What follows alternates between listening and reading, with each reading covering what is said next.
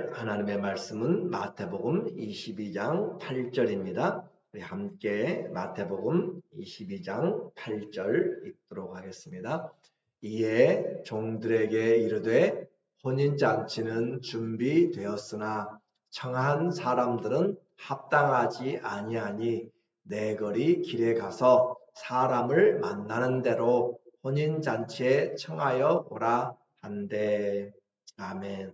오늘은 하나님 나라 38번째로 천국과 왕이란 주제로 말씀을 같이 나누도록 하겠어요. 마태복음에서 계속 우리에게 강조하고 있는 것은 주제는 하나님 나라입니다. 하나님의 나라를 우리에게 가져오신 예수 그리스도, 그리고 우리가 알지 못하기 때문에 비유를 통하여서 우리에게 말씀하는데, 하나님의 나라는 여러 부분의 모습들을 우리에게 보여주고 있어요. 이제 예수님이 하나님의 나라를 때로는 장소로 우리에게 이야기하시기도 하고, 때로는 밭으로 그렇게 이야기하시고, 때로는 우리에게 사람의 모습을 가지고 이야기합니다. 포도원의 품꾼을 불러 모으는 포도원 집 주인과 같으니, 마태복음 20장에서 천국을 사람으로 비유해요. 또 마태복음 13장에서는 예수 그리스도 천국을 좋은 진주를 구하는 진주 장사와 같으니 사람과 비유합니다. 그리고 또 오늘 본문에서는 아들의 혼인잔치를 준비하는 어떤 임금과 같으니, 천국이 어떤 물체나 어떤 공간이나 그런 것으로 표현하지 않고 여기서는 사람으로 표현하고 있다라고 하는 것이죠. 그래서 이 부분을 우리는 잘 봐야 돼요. 먼저 이 본문 1절에 보니까 우리에게 말하기를, 1절에 보면은 예수께서 다시 비유로 대답하여 이르시되 천국은 마치 자기 아들을 위하여 혼인잔치를 베푼 어떤 임금과 같으니, 임금과 같다, 천국이 임금과 같다라고 하는 것은 무슨 말일까요? 그것은 곧 천국의 성격을 우리에게 말해주고 있다라고 하는 것이죠. 그래서 예를 든다면 미국이 어떤 나라인가 라고 이야기한다면 아브라함 링컨과 같다라고 예를 들어서 표현할 수가 있어요. 북한은 누구와 같은가? 아니면 소련은 러시아는 누구와 같은가? 푸틴이나 또 시진핑 그렇게 같다라고 하면 그 성격을 나타내는 것이에요. 미국이 아브라함 링컨과 같다라고 하면 자유와 또 평등과 박애라고 그렇게 표현을 할 수가 있을 것입니다. 미국이 추구하는 바가 곧 링컨 대통령이 추구하는 것과 동질성이다라고 표현할 때 우리가 그 성격을 이야기할 수 있는 것처럼, 천국이 무엇인가, 어떤 곳인가, 어떤가라고 이야기할 때 우리는 바로 이 혼인잔치를 준비한 임금과 같다라고 하는 거죠. 그 마음과 같다는 거예요. 그래서 아들을 혼인시키려고 하는, 혼인잔치를 준비하는 그런 임금이죠. 임금의 그 기쁨을 나누는데 그 기쁨을 방해하는 요소가 되면은 안 되겠죠. 먼저 이렇게 혼인잔치를 준비하는 임금인데 무엇을 하고 계신가 라고 하는 걸 보니까 3절에 잔치를 준비합니다. 2절에 보니까 3절에 그 종들을 보내어 그 청한 사람들을 혼인잔치에 오라 하였더니 오기를 싫어하거늘, 2절에서 혼인잔치를 예비한다, 준비하는 그런 왕과 같다고 그랬고, 이제 혼인잔치가 준비가 다 되자 종들을 보내서 그 청한 사람들을 혼인잔치에 오라 하였어요. 그런데 그들이 한결같이 또 오기를 싫어하거늘, 여기서 누가복음에서는 14장에서는 어떤 부자의 그런 잔치라고, 큰 잔치라고 이야기했고, 마태복음에서는 어떤 임금의 아들의 혼인잔치라고 그렇게 표현해요. 초대를 받은 자들을 종들을 보내서 오도록 했는데 그들이 오지 않습니다. 초대는, 약속은 상호의 신뢰를 통하여서 세워진 것이죠. 그런데 초대받은 자들이 오지 않았고 또 다시 종들을 보냅니다. 그러니까 4절에 또 다시 다른 종들을 보내며 이르되 청한 사람들에게, 그러니까 이미 약속한 사람들이에요. 청한 사람들에게 이르기를 내가 오찬을 준비하되 나의 소와 살진 짐승을 잡고 모든 것을 갖추었으니 혼인잔치에 오소서 하라 하였더니 맨 처음에 혼인을 준비하면서 올 것인가 가부를 물었고, 두 번째 또 사람을 보내서 오라고 하고, 또 세 번째, 그러니까 세 번에 거쳐서 그 사람에게 청한 사람들을 지금 초청을 하고 있는 것인데, 그들은 모두 다 거절하는 거죠. 5절에 보니까 그들이 돌아보지 않고 그 왕의 잔치에, 그리고 종들의 잔치에 초청에 응하지 않고 돌아보지 않고, 한 사람은 자기 밭으로, 한 사람은 자기 사업하러 가고 각각 자기 일로 갔어요. 6절에 그 남은 자들은 종들을 잡아 모욕하고 죽이니 심지어 그 보냄을 받은 종들을 잡아서 모욕하고 죽였다라고 하는 거죠. 잔치에 불참할 뿐만 아니라 임금의 그 종들까지 죽인 이 반역자들이죠. 왕에 대한 반역을 바로 이 종들을 죽임으로 나타내는 거죠. 전쟁을 하면서 사신을 보냈을 때 사신을 모욕하거나 사신을 죽이면 전쟁을 그대로 하는 거잖아요. 그런 것처럼 오늘 왕이 보낸 종들을 죽여버린 이 청한 사람들, 그 사람들은 잔치에 합당한 사람들이 아니죠. 이것의 가장 1차적인 의미는 이스라엘이 하나님과 언약을 세우고 구원으로 주님이 초대하고 언약 백성으로 세웠고 그랬는데, 그들은 지금 그 언약을 어기고 하나님이 보낸 선지자들 그리고 그 종들을 전부 모욕하고 죽였다라고 하는 것이죠. 또 뿐만 아니라 예수 그리스도와 사도들을 모욕하고 죽이는 것을 지금 비유적으로 설명을 하고 있습니다. 이와 같은 일에 대해서 왕은 두 가지 행동을 해요. 그 사람들을 향하여 어떤 행동을 했는가 보니까 7절에 임금이 노하여, 임금이 그렇죠, 자기 종들을 그리고 자기 잔치를 무시하는 자들 향해서 노하여 군대를 보내어 그 살인한 자들을 진멸하고 그 동네를 불사르고, 그 왕의 권세를 가지고 그리고 그들이 약속을 어겼기 때문에 이와 같은 임금이 노아에서 그들을 심판하였다라고 하는 것이고, 그렇다고 해서 이 왕의 아들의 혼인잔치는 결코 취소되지 않습니다. 왕이 간절히 바랬어요. 오기를 바라고 3번씩이나 그렇게 초대를 했어요. 천국은 그렇게 우리에게 초대하는 것이고 간절한 마음으로 기다리는 것입니다. 그래서 포도원의 품꾼처럼 그 간절함으로 사람들을 아침에도 또 낮에도 5번씩이나 해가 지기 1시간 전까지도 나가가지고 그를 또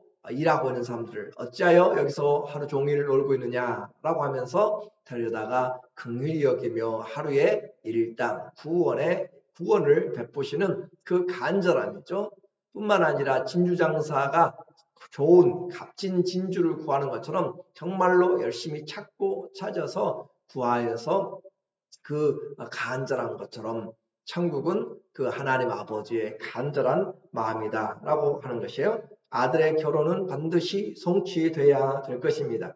그래서 취소되지 않고 다시 초대를 하게 되어 어떤 사람들이 온가요? 8절에 보면 이에 종들에게 이르되 혼인잔치는 준비되었어요. 그래요. 아들의 혼인잔치는 분명히 준비되었습니다. 그리고 청한 사람들은 합당하지 아니하니 내 거리 길에 가서 사람을 만나는 대로 혼인잔치에 청하여 오라. 가서 만나는 대로 청하여 오라. 그런데 어떤 사람들이 오는가요? 10절에 종들이 길에 나가 악한 자나 선한 자나 만나는 대로 모두 데려오니 그들의 신분 여하를 전혀 관계하지 않습니다. 출신 성분도 아무 필요가 없습니다. 그래서 누구든지 심지어 선한 자나 악한 자나 구별하지 않습니다.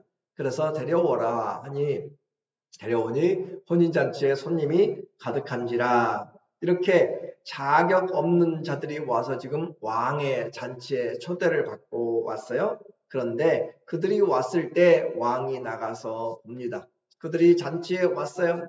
왕이 다 데려오라고 그랬어요. 그런데 한 가지 조건이 있습니다. 그것이 없으면 잔치에 참여할 수가 없어요. 11절에 보니까 임금이 손님들을 보러 들어올 때 거기서 예복을 입지 않은 한 사람을 보고, 문제는 여러 사람, 선한 자, 악한 자, 남녀노소 구분 없이 지역 출신 성분이 다 필요 없는데 한 가지 중요한 것은 지금 이 잔치는 어떤 잔치인가? 아들의 혼인 잔치입니다. 아들의 혼인 잔치에는 그렇게 예식을 갖춰서 옷을 입게 되어 있어요. 예복을. 그 오는 손님들이 가져오는 것이 아니라 그곳에 준비가 되어 있습니다. 오는 사람들을 위해서 준비된 그 예복을 입는다라고 하는 것은 나도 이 혼인 예식의 동참자가 되는 것이고 축복자가 되는 것, 함께 참여자가 되는 것이에요. 그런데 들어와서 그 옷을 입지 않는다는 것은 나는 이 행사를, 이 일을 대하여서 나는 참여할 뜻이 없다라고 하는 것이고 축하할 마음이 없다라고 하는 것을 나타내는 것이죠. 우리도 요즘은 코로나로 인하여서 오게 될 때 우리가 교회에 참석하려면 예를 든 거예요. 과거에 이렇게 행정부에서 강하게 안에서 마스크를 요구할 때 교회에 와서 예배 드리려거든 마스크를 쓰세요라고 그렇게 리콰이어먼을 했단 말이에요. 그래서 모두가 다 해야 되는데 교회는 왔는데 마스크를 안 쓴다라고 하는 것은 그 예배에 참석을 할 수가 없다라는 것과 같은 그런 부분이죠. 그래서 결혼을 축하하기 위한 가장 기본 조건은 준비된 예복을 입는 것입니다. 그런데 이 예복을 입지 않은 사람을 보고 임금이 그래요. 이르되 친구여 어찌하여 예복을 입지 않고 여기 들어왔느냐 하니 그가 아무 말도 못하거늘. 유구무원이라고 이야기하죠. 입이 있으나 말을 할 수가 없다. 할 말이 없다는 거예요. 그래서 자기의 그것은 무슨 변명으로도 할 수가 없습니다. 왜냐하면 이 잔치가 혼인잔치이기 때문에 혼인 예복을 입는 것은 당연한 것이에요. 그가 어떤 사람인지 이제까지 어떻게 살아왔는지 그것을 물어보는 것이 아닙니다. 단지 그에게 필요한 것은 지금 이 혼인을 위하여서 함께 이 옷을 입은가. 그러면 이 혼인 예복이 무엇인가 라는 것을 가지고 신학자들이 여러 가지를 이야기해요. 임금이 지금 이렇게 이야기하고는 이 혼인 예복이 무엇인가, 그것을 일반적으로 믿음이다 라고 그렇게 표현합니다. 믿음이 없이는 하나님께 나갈 수가 없는 것이기 때문에 믿음이다 라고 이야기하고요. 또 하나는 성령이다 라고 그렇게 이야기를 해요. 그래서 우리가 믿음, 그 성령으로 우리가 예수 그리스도를 주로 고백하는 그 믿음, 의의 옷이라고 이야기해요. 그래서 의의 옷을 입지 않은 자들 주님 앞에 나갈 수가 없음을 이야기하는 것이에요. 그렇게 우리에게 주님 앞에 의의 옷 예수 그리스도로 말미암는 그 옷을 입지 않으면 그 앞에 나갈 수가 없습니다.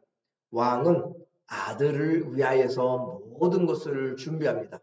이 아들이 결혼한다라고 하는 것은 앞으로 나라를 이 아들에게 맡겨서 왕이 된다는 것을 의미하는 것이에요. 그래서 이 왕의 아들이 가장 중요한 것입니다. 그리고 이 시편 2장 2편 7절에 보면은 시편에 보니까 2편 7절에 내가 여호와의 명령을 전하노라.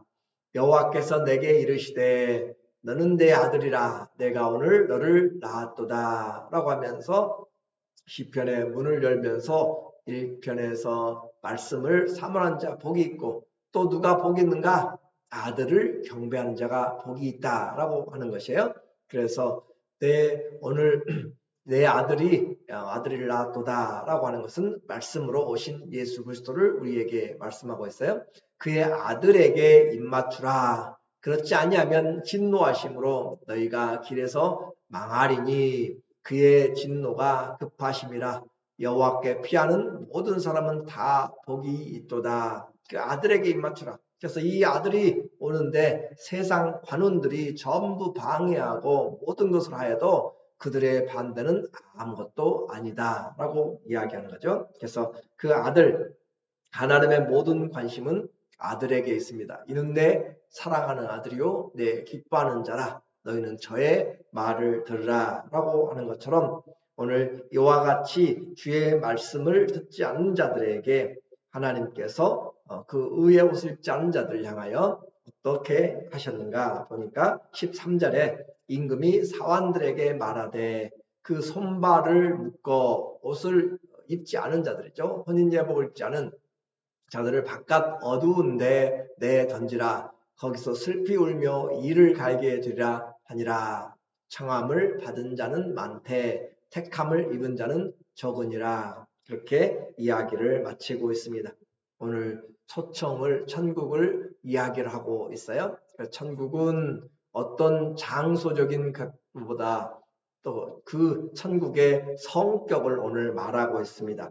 왕의 언덕으로 누구나 들어갈 수가 있어요. 그러나 한 가지 혼인 예복을 입어야 합니다. 아들을 존경하고 아들의 그 기쁨을 잔치에 참여하는 것을 이야기하는 거죠. 조건은 아들의 결혼을 축하하는 그 마음이 있어야 들어갑니다. 혼인잔치에 예복을 입지 않는 것은 내가 전혀 어떤 핑계를 댈 수가 없는 유구무원의 일입니다. 그래서 왕의 아들의 혼인잔치는 오늘 예상치 않은 일들이 벌어지고 있어요. 그래서 천국의 이 내용을 보면서 이미 오기로 되어 있던 사람들이 오지 않습니다. 반드시 가겠다고 약속한 유대인들은 들어가지 못했습니다. 또한 전혀 자격 없는 그런 자들이 이방인과 같은 우리들이 그곳에 들어가게 되었습니다. 그리고 또한 들어간 곳에서 쫓겨남을 입은 사람들도 있습니다. 천국은 아들의 혼인잔치를 준비한 그 왕과 같습니다.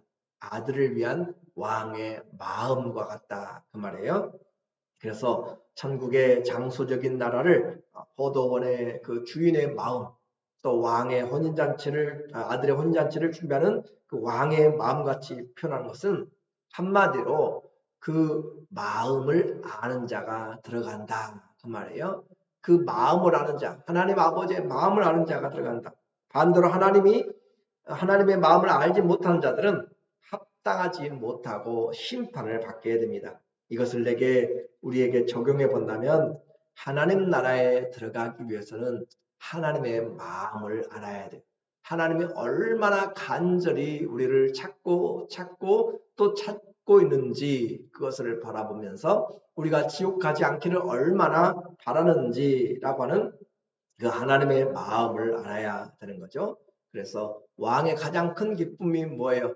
자녀가 기쁨을 얻을 때죠. 자녀를 향하여서 그 기쁨을, 그래서 아들의 혼인잔치, 내 기뻐하는 그 아들을 향하여서 하나님이 예비하신 것이기 때문에 오늘 우리에게 주님께서 천국은 바로 그 하나님의 마음을 가지고 사는 자가 곧 천국이고, 그리고 하나님의 나라의 혼인잔치에 참여하게 됩니다. 아버지의 마음, 우리를 향한 누구를 위한 것인가? 우리를 위한 잔치가 되는 거죠. 우리 모두가 다 하나님의 나라를 바라보면서 하나님의 나라는 하나님의 마음을 가진 자, 하나님의 마음을 헤아린 자가 누릴 수 있다는 것을 다시 한번 기억하면서 간절한 그 아버지의 마음, 찾고 또 기다리고 찾고 찾는 그런 간절함이 우리 모두에게 전해지기를 예수님의 이름으로 간절히 축원합니다.